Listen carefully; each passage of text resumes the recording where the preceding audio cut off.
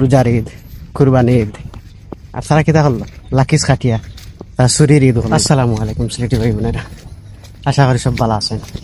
ও আমি আরেকটা ভিডিও নিয়ে আইলাম আপনারা সবার সামনে, যে আমরা প্রবাসী এবং হজ যাত্রীদের নিয়ে কিছু কথা।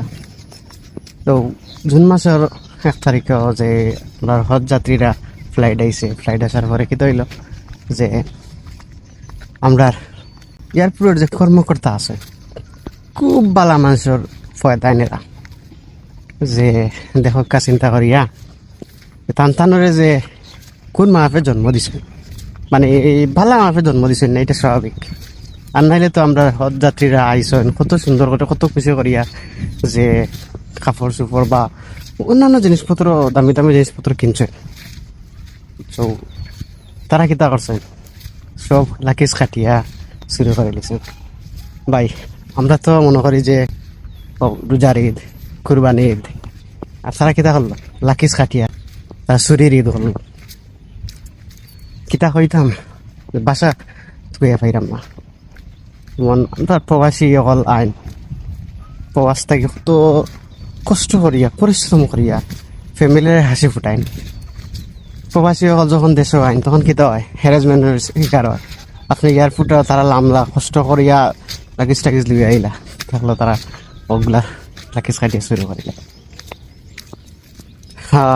একটা বিখ্যাত শেখ মুজিব সাহেবের ভাষণ আছে জানি, যে সবাই পায় সোনার খনি আর আমি পাই চুরের খনি।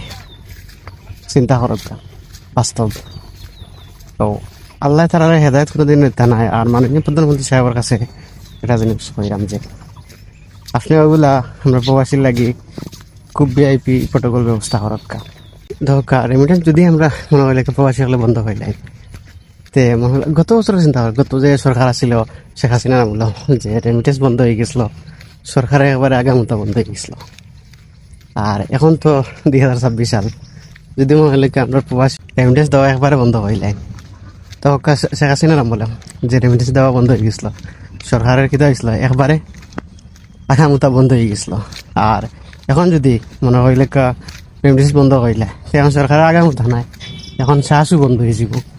সো মাননীয় তারেক রহমান সাহেবরে কইলাম যে প্রবাসী হলোর কষ্ট দুঃখটা একটু বুঝক্কা, আর তারা একটু প্রোটোকল দেখা বুঝছেন, তারা সম্মানটা বজায় রাখা।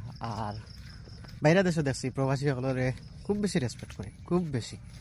তো আমরা দেশে এটা মূল্য করে না, মূল্যায়ন করে না। তারা কিছু একটু মূল্যায়ন করো।